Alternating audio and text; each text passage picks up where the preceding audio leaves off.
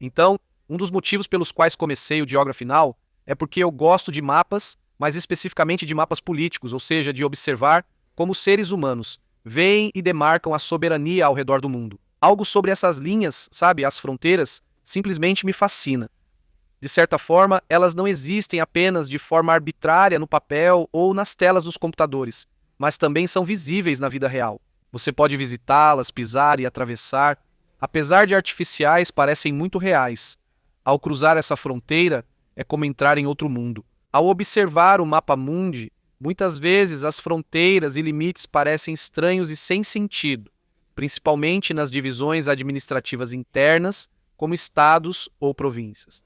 Todos conhecem Baron-Nassau e Baron-Hertog, cidades divididas entre Países Baixos e Bélgica, com enclaves e exclaves que cortam prédios e fronteiras desenhadas de forma ilógica. Você pode acordar em um país e tomar café da manhã em outro, é impressionante. Mas em todos os meus anos de pesquisa, um lugar realmente me chama a atenção por ser estranho. Um território que é dividido em quase 20 partes diferentes espalhadas por 4 distritos separados, que ficam até 1.100 quilômetros distantes uns dos outros, mas que ainda assim operam sob uma única jurisdição. Acredito que esta seja possivelmente a divisão administrativa mais estranha do mundo. Vamos conversar sobre geografia. Olá, pessoal, sou Barbs, seu apresentador. Frango, jerky e chá, o que temos aqui? Estou com uma camiseta do Geography Now e segurando esta caneca com a frase "Hora de uma pausa para um expresso triplo". Todos esses produtos estão em geographynow.com. Confira camisetas, moletons, canecas. Compre e use como quiser, não me importo. Leve ao zoológico e jogue em um macaco. Mas não faça isso, é ilegal. Depois que for seu, não me importo. Como sempre digo, não é se vender se for sua marca. Enfim, para este episódio vamos voltar à Índia. Eu já fiz vários vídeos temáticos sobre a Índia. Quero dizer, é um país enorme, tem muita coisa para falar, certo? Vocês sabem, a Índia tem o maior público do YouTube e tenho muitos inscritos indianos. Quero dar algo para vocês, meus inscritos indianos, entendem? Mas uma coisa de que eu realmente gosto na Índia, e eu sei, é só o meu cérebro estranho e distorcido funcionando. Na verdade, eu meio que gosto de como, às vezes, as linhas e fronteiras que demarcam as divisões regionais e nacionais da Índia ficam bem estranhas de vez em quando. Mesmo que estejam ligadas a questões polêmicas, ainda acho essas coisas muito fascinantes. Por exemplo, o corredor de Siliguri, o pescoço de galinha da Índia, aquele corredor bem estreito que, em seu ponto mais fino, tem apenas cerca de 12 milhas ou 20 quilômetros de largura. Ou, na região da Caxemira, você tem a linha de controle que termina na geleira Siachen, no ponto NJ 9842. E aí, a partir dali, toda aquela questão com o Paquistão e até mesmo com a China, praticamente qualquer coisa na fronteira com a China vai ter alguma controvérsia. Tipo, a Índia está cheia de um monte de territórios tensos, muito sérios e conflituosos. Mas eu acho esse tipo de coisa fascinante. Mas uma coisa que eu acho igualmente fascinante sobre a Índia é como, assim como outros países como os Estados Unidos, o Canadá, a China ou qualquer outro país, a Índia tem territórios da União. Eles funcionam de modo semelhante à administração de Washington, D.C. pelos Estados Unidos. São áreas controladas diretamente pelo governo central, sem status de estado, província ou entidade própria. É uma área controlada diretamente pelo governo federal. E hoje a Índia tem 8 delas. E a maioria delas são como pedaços de terra relativamente pequenos, que estão espalhados pelo país ou em ilhas na costa. As maiores estão no norte, em áreas de conflito. Cada território possui uma história única de como se tornou parte da União, em vez de ser incorporado pelos estados vizinhos. Eles são separados por um motivo específico. E de todos os territórios da União, um deles realmente me surpreende, porque não existe nenhuma unidade administrativa no mundo como ele. E eu vou te explicar isso em um instante.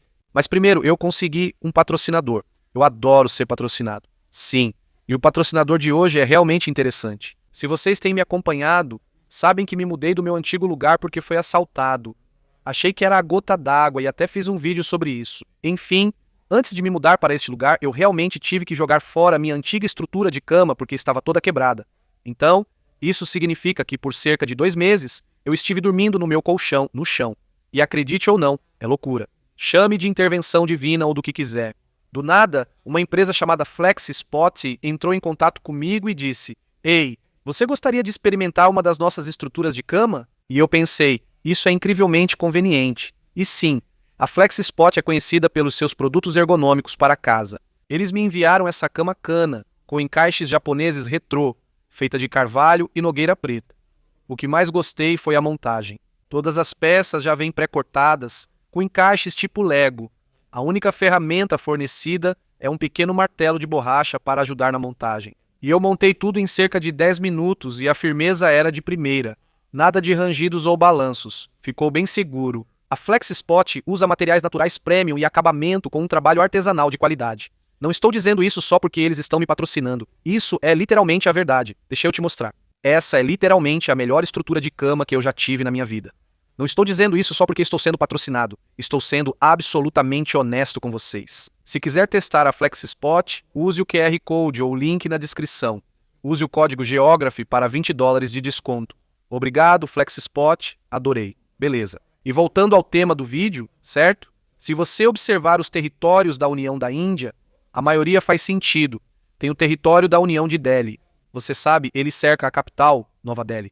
Que, aliás, lembre-se, existe uma diferença entre Delhi e Nova Delhi. Delhi, quero dizer, obviamente, é meio como corrente contínua. É como um território federal que cerca a capital. A área da capital tem sua própria administração, blá, blá, blá. Você entendeu? Então, se você for um pouco mais longe, encontra Chandigarh. Chandigarh é estranho porque está ligado à partição da Índia e do Paquistão. Quando Índia e Paquistão se dividiram, a região paquistanesa de Punjab ficou com Lahore, a capital histórica de Punjab.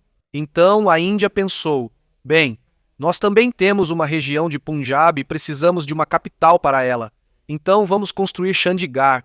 Mas o ponto é que Chandigarh também estava na fronteira com Haryana, que disse: ei, também queremos uma capital.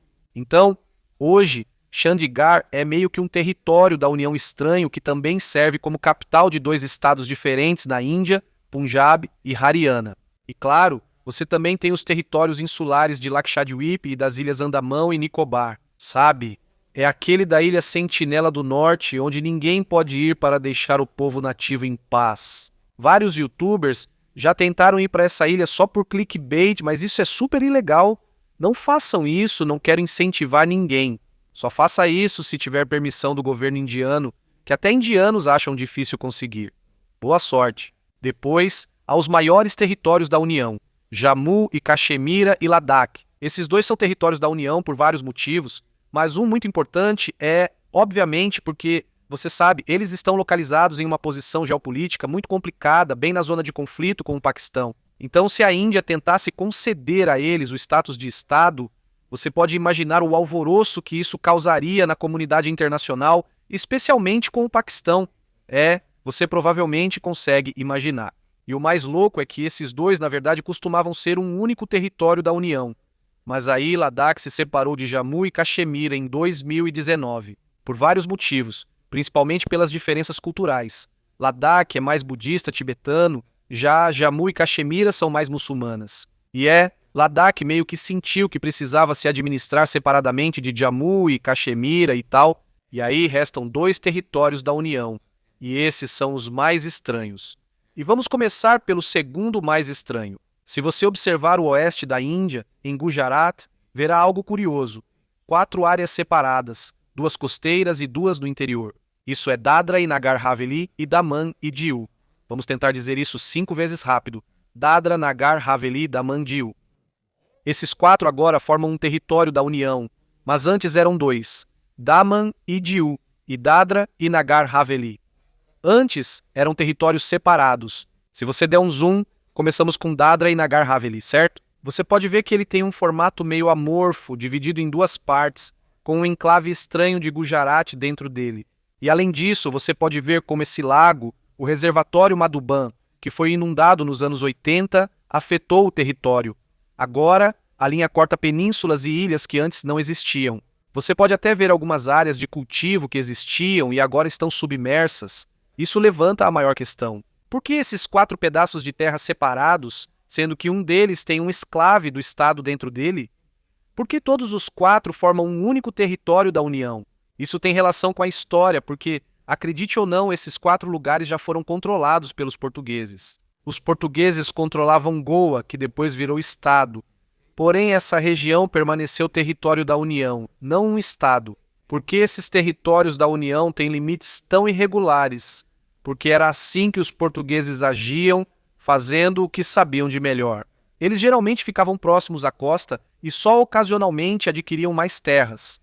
Era um processo lento de compra e negociação de terras agrícolas, um terreno de cada vez, formando esse território de formato estranho, porque esses eram os lotes de terra agrícola que eles compraram, fizeram tratados ou algo assim, de qualquer forma que eles adquiriram. Os povos desse território da União são quase todos culturalmente gujaratis, como em Gujarat, mas historicamente tiveram forte influência portuguesa. Ainda hoje há vestígios da influência portuguesa nessas áreas. Algumas pessoas têm ascendência portuguesa e a arquitetura local também reflete isso. Você pode até ver o idioma em algumas áreas, enfim, embora culturalmente eles sejam gujaratis.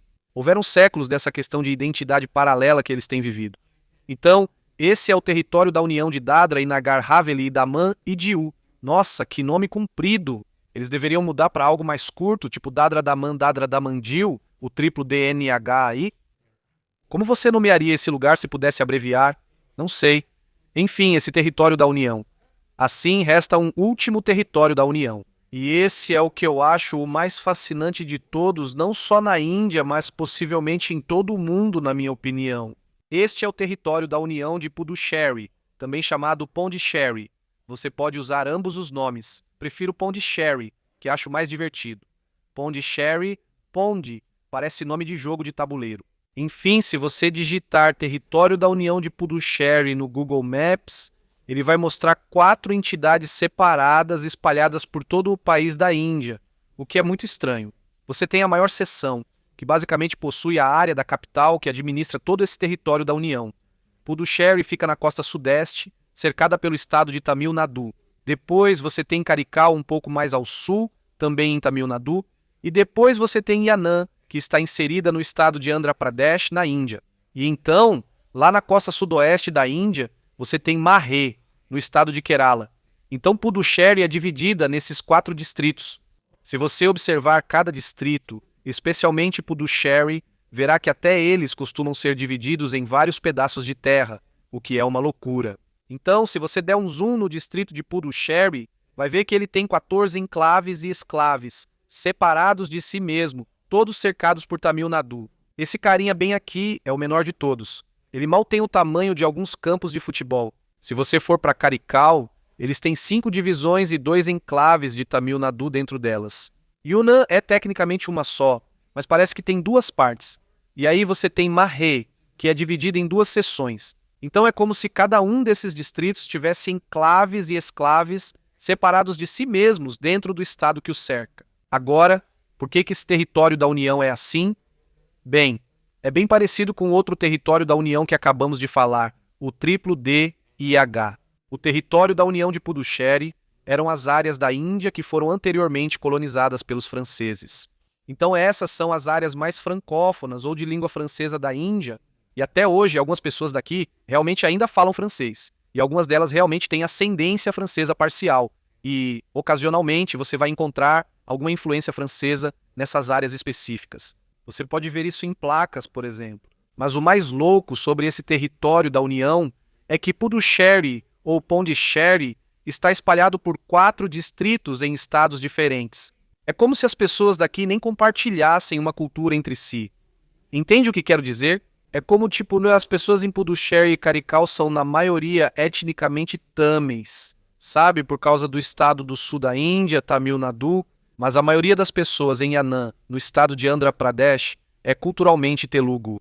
Mas aí você vai para Marre, no lado oeste oposto da Índia, e as pessoas lá são, na maioria, Malayalam ou Malayali, línguas completamente diferentes. Sim, todas elas pertencem ao ramo dravídico das línguas indianas, mas ainda assim são línguas completamente diferentes umas das outras, culturas completamente diferentes, histórias completamente diferentes, tudo isso. Então é como se esses grupos de pessoas completamente diferentes estivessem todos unificados sob uma administração de um território da União, e todos eles compartilham esse tipo de história francófona, francesa, que remonta a séculos atrás. Então isso levanta a questão, por que assim?